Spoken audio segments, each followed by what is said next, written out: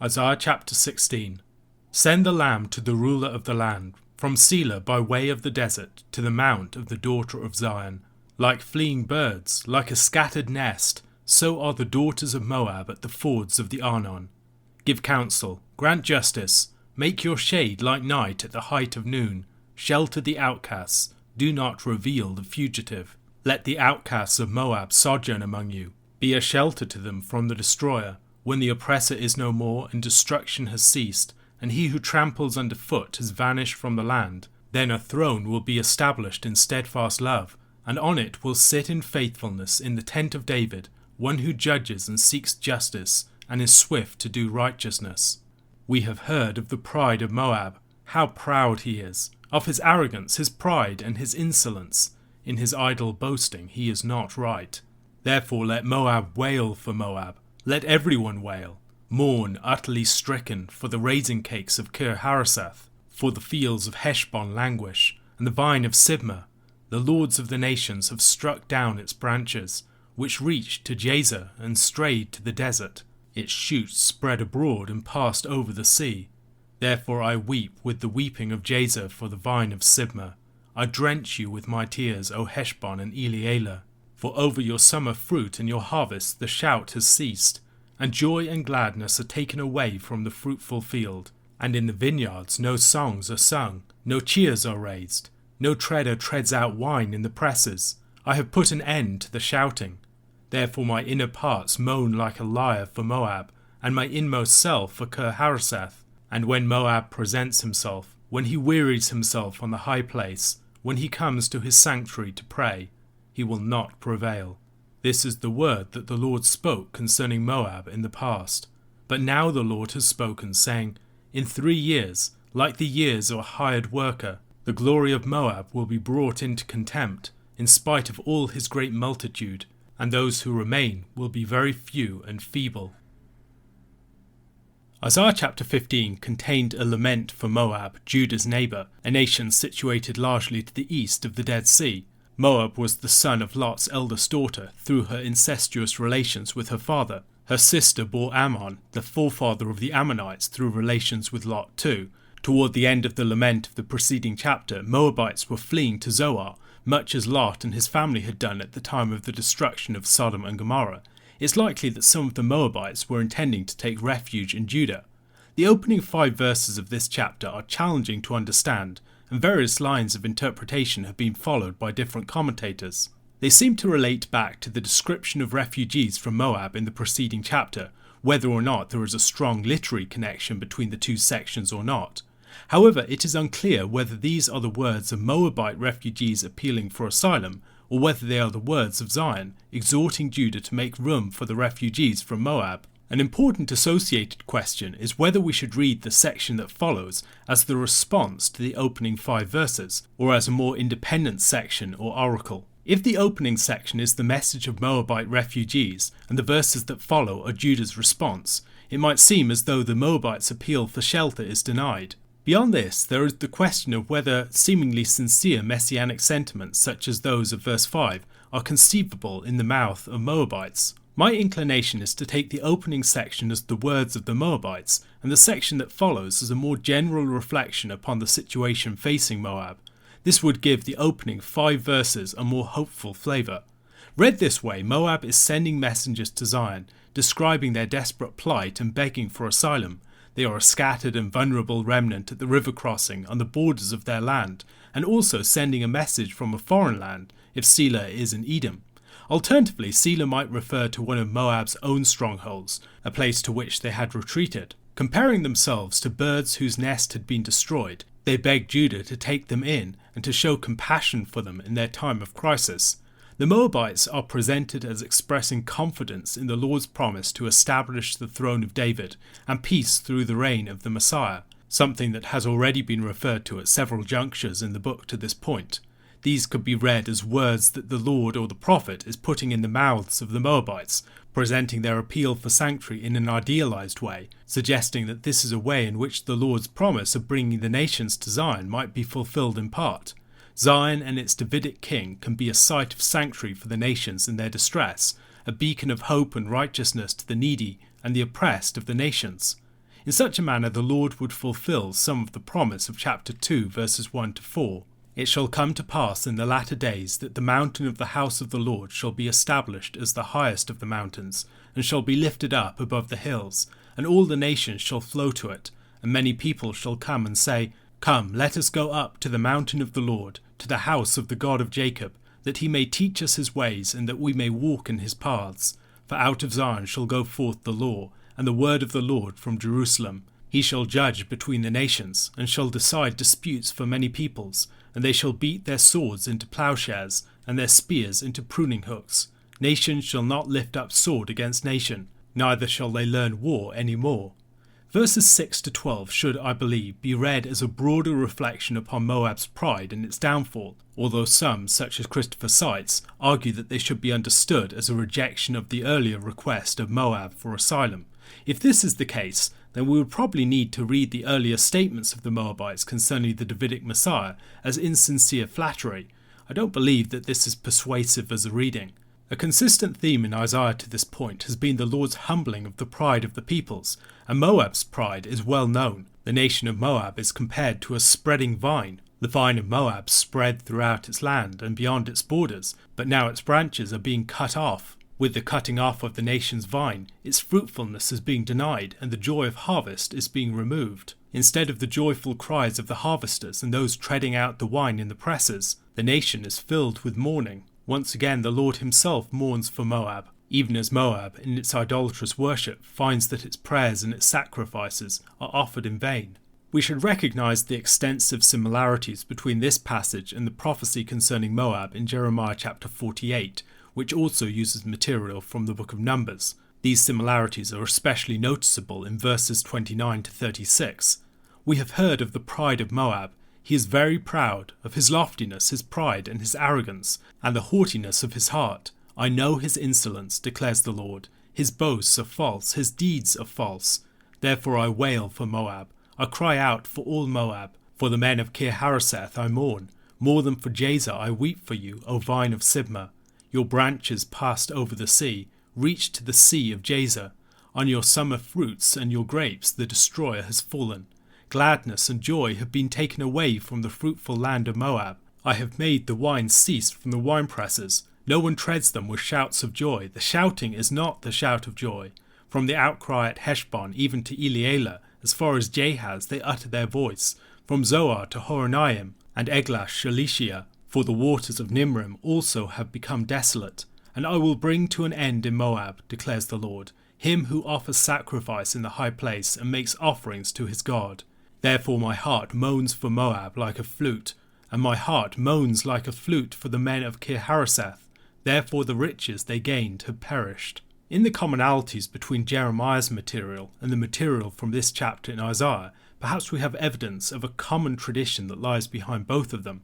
This evidence is the way in which words of prophecy could be moved from one context to another. Words addressed to Moab at the end of the 8th century, for instance, could also be applied to Moab in the early 6th century. At the end of this chapter, however, words of more general judgment concerning Moab are applied to a very specific timescale. Whether or not he did so through the prophet Isaiah, the Lord had previously spoken these words concerning Moab. Now, however, within a period of 3 years, the Lord would bring a signal destruction upon the nation of Moab.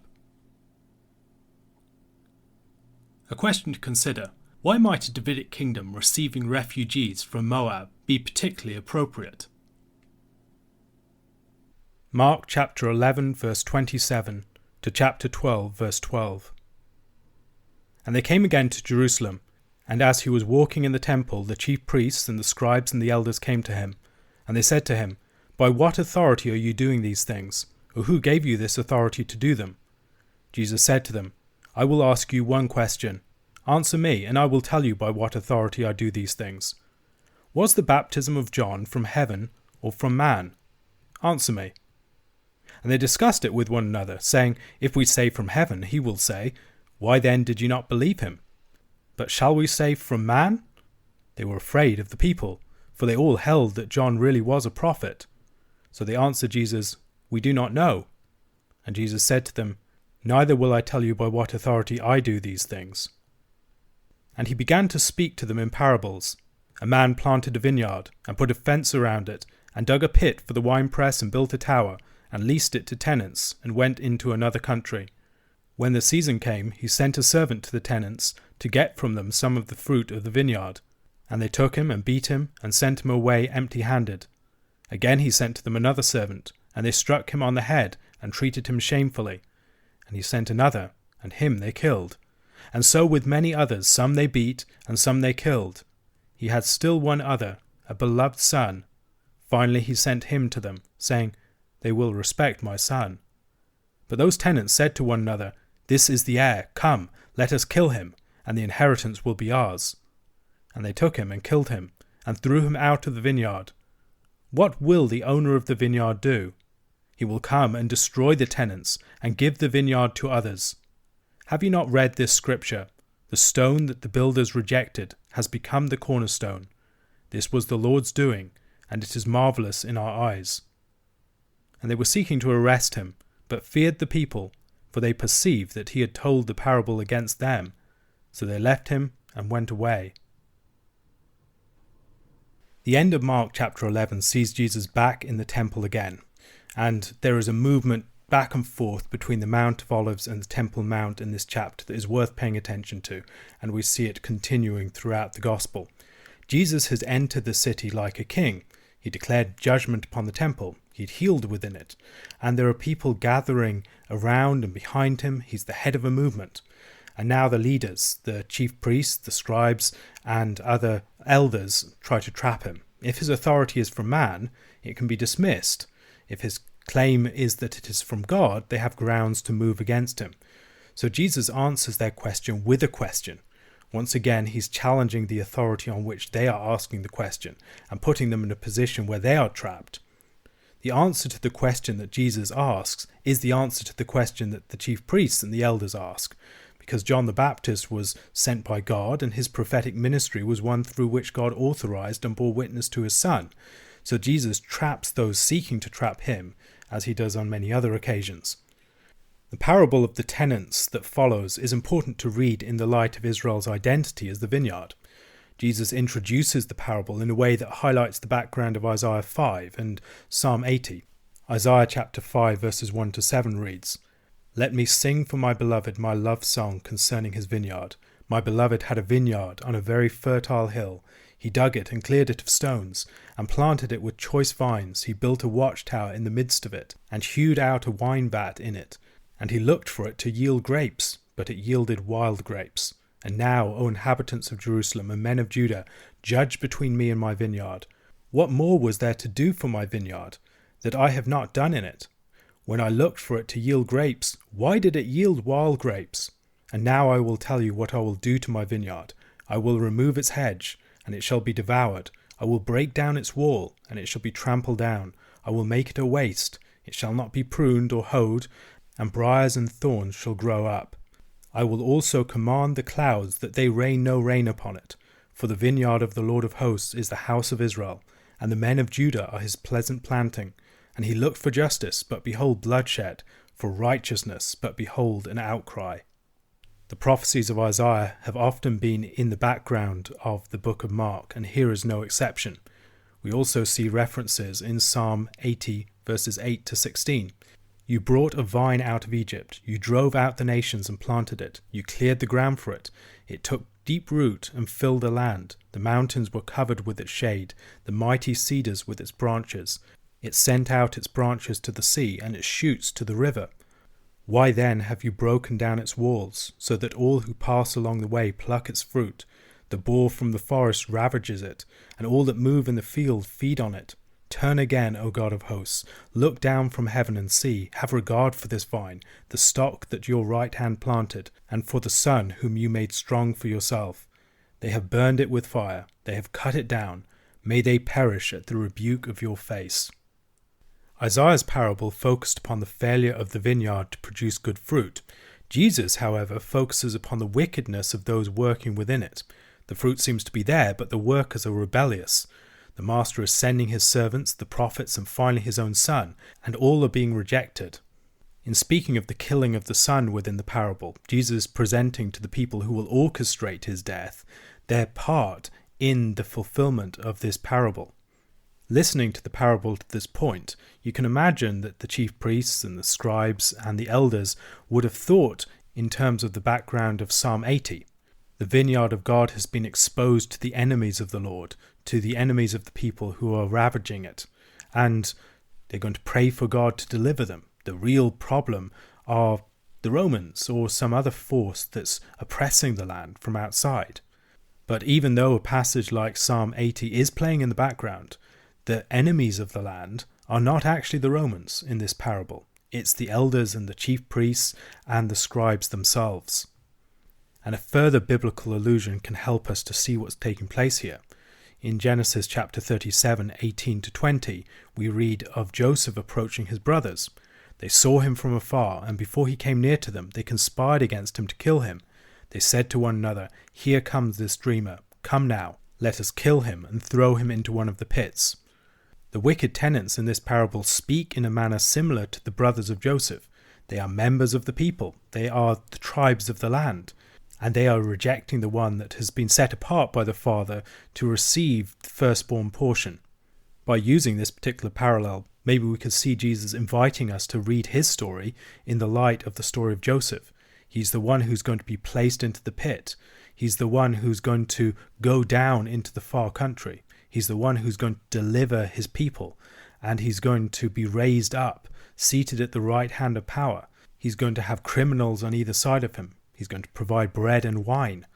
And the raising up of his body from the far country is going to be at the heart of God's great act of deliverance of his people. The wicked tenants will be deprived of their position. This isn't a claim about Israel itself being dispossessed, but about the wicked tenants of the chief priests and the scribes. Their places will be taken by the 12 and others who are the true tenants of the vineyard of Israel.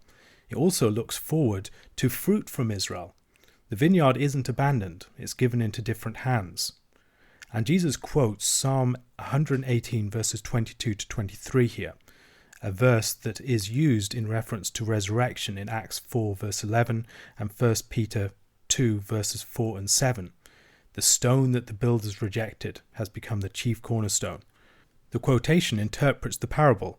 The chief priests and the leaders of the people might have identified the wicked tenants with the Romans or some other party.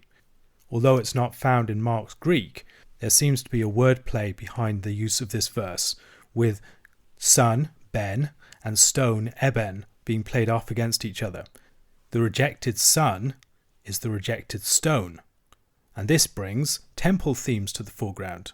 Jesus is the rejected stone, and he becomes the cornerstone of a new temple. In Isaiah chapter 8, verses 14-15, "And he will become a sanctuary, and a stone of offence, and a rock of stumbling to both houses of Israel, a trap and a snare to the inhabitants of Jerusalem. And many shall stumble on it. They shall fall and be broken. They shall be snared and taken." And Daniel chapter 2, verses 44-45, "And in the days of those kings the God of heaven will set up a kingdom that shall never be destroyed, nor shall the kingdom be left to another people. It shall break in pieces all these kingdoms, and bring them to an end, and it shall stand forever, just as you saw that a stone was cut from a mountain by no human hand, and that it broke in pieces the iron, the bronze, the clay, the silver, and the gold." Later in the story, Jesus will be buried in a tomb cut out of the rock. He is the stone quarried from the rock, prepared as the cornerstone of a new temple of the Lord. The wicked tenants get their comeuppance, but the focus of the parable ultimately rests upon the vindication of the rejected son. Once again, the response of the chief priests, the scribes, and the elders is determined by their fear of the people. They could not respond to Jesus' question about authority concerning John the Baptist because they feared the people, and once again they cannot respond properly because they fear the people. A question to consider: how might Jesus' quotation from the Psalms that opens up his parable remind us of the setting and also connect with Jesus' actions in the previous chapter?